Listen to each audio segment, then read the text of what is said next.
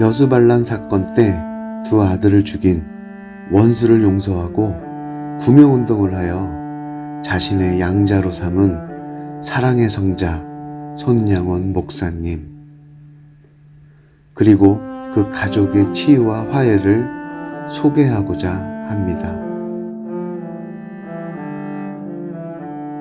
손양원의 아버지 손종일 장로는 독립운동가요 사제를 털어 교회를 세우신 독실한 신앙인이셨습니다. 그 밑에서 자란 손양원은 학교 시절 동방요배를 거절함으로 퇴학을 당합니다. 신앙과 애국심이 강했던 손양원은 평양신학교로 들어가 목회자가 되기로 결심합니다. 그리고 당시에 누구도 가기를 꺼려했던 한센병 환자를 섬기기 위해 여수에 있는 나병원 애양교회로 부임을 합니다. 당시 한센병은 가족들마저 외면했기에 버려진 환자들이었고 의료진도 직접 접촉을 꺼려하는 질병이었습니다. 그러나 손양원 목사님은 아무 거리낌 없이 그들을 한 가족처럼 대했고 같이 음식을 먹고 생활을 합니다. 목사님은 애양병원에서 심한 중병 환자만 있는 14호실로 들어가 눈물로 기도해주며 사랑의 간병을 합니다. 그 당시 한센병은 사람의 침이 약이 되어 입으로 빨아주면 좋다는 말이 돌았는데, 증언에 의하면 목사님은 환자들의 환부에 직접 입을 대고 고름을 빨아 빼내기까지 했다고 합니다. 자신의 어린 자녀들을 한센병 교우의 집에 누이고 더불어 자라게 하니 교우들은 얼마나 위로를 받았을까요? 그의 일기장에는 자신의 마지막 순간까지 한센병의 교우들과 함께 하기를 원하는 간절한 기도가 적혀 있습니다.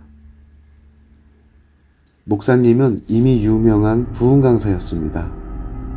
매우 작은 키였으나 폭포수같이 우렁찬 목소리로 신사참배를 반대하고 일사각오의 신앙을 선포하니 결국은 일본 순사에 이끌려 감옥으로 들어가게 됩니다.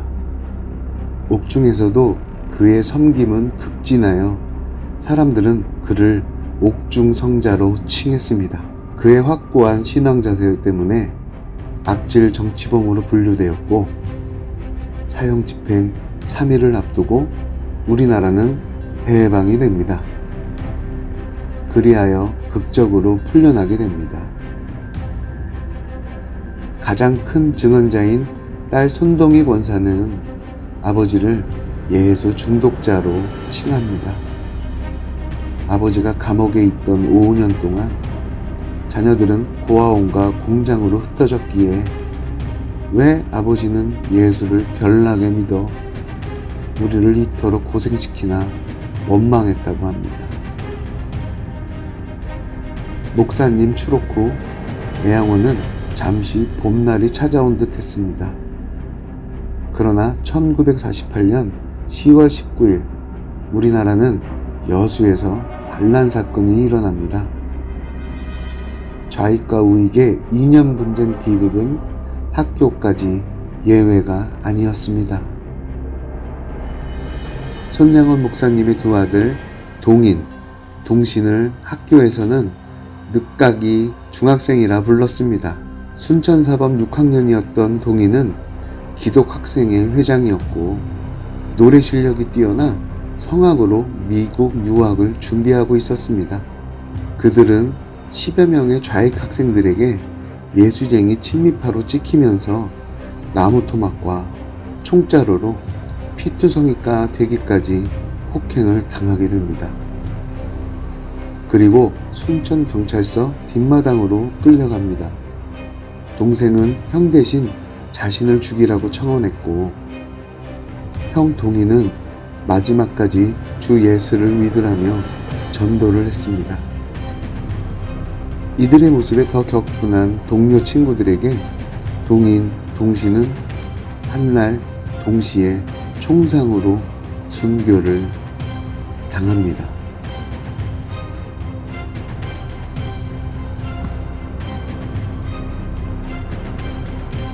이 기가 막힌 소식은 나흘이 지나 가족들에게 전해졌고 피투성이 된 두 시신은 애양원에 도착되었습니다. 모든 교우들은 울음바다가 되었고 분노했습니다. 오열과 분노가 뒤엉킨 참담하기 그지없는 장례식에 손양원 목사님은 차분하게 답사를 읽어 내려가기 시작했습니다. 여러분, 내 어찌 긴 말을 하겠습니까? 제 두 아들의 순교를 통해 느낀 몇 가지 감사로 답사를 대신하겠습니다. 첫째, 나 같은 죄인의 혈통에서 순교의 자식들이 나오게 하셨으니 감사합니다.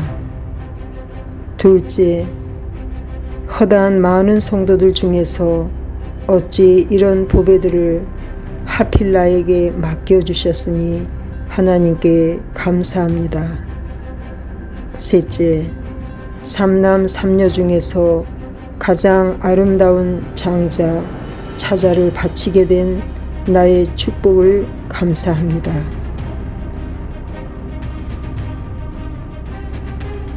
여섯째, 미국 유학 가려고 준비하던 내 아들, 미국보다 더 좋은 천국에 갔으니 내 마음 안심되어 감사합니다.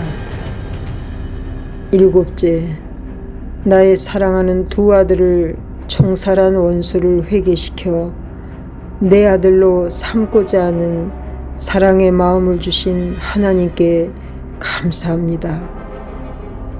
그렇게 상상을 초월한 감사가 흘러나오는데 아들을 죽인 자를 양자 삼겠다는 대목에서 장례는 술렁이기 시작했습니다.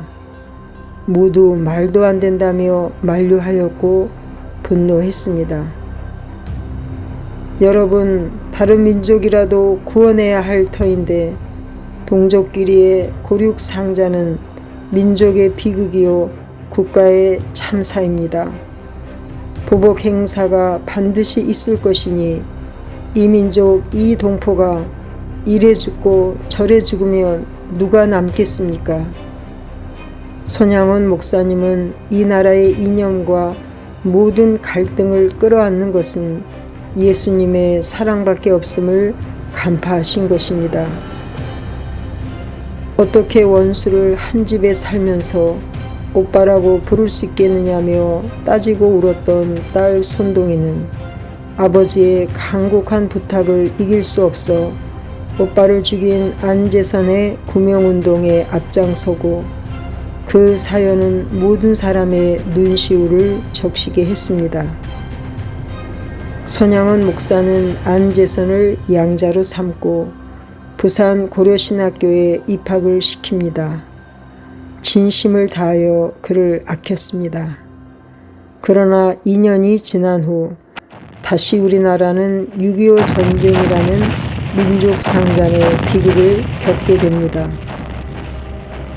애양원 교회 성도들은 손 목사님을 피신시키려고 갖은 애를 썼지만 결국 그는 재직들만 배를 태워 보내고 주님의 이름으로 죽으면 얼마나 영광스러운 일입니까? 라고 말하며 끝까지 나병 환자와 함께 하겠다는 하나님과의 약속을 지킨 것입니다. 그리고 1950년 9월 13일 공산당에게 체포되었고 9월 28일 여수군교 마평에서 공산당 인민군의 손에 총살당합니다. 끌려가면서도 끝까지 예수 믿으라고 전도하였고 그것을 막기 위해 인민군은 총의 개머리판으로 목사님의 입과 턱을 짓이겨 놓았습니다. 그는 마지막까지 눈으로 전도하면서 48세의 나이에 총살로 아름다운 생을 마감합니다. 이 아름다운 성자의 순교는 한국 기독교 역사에는 영광이었지만 그의 가족들이 겪어야 하는 아픔은 너무도 잔혹한 것이었습니다.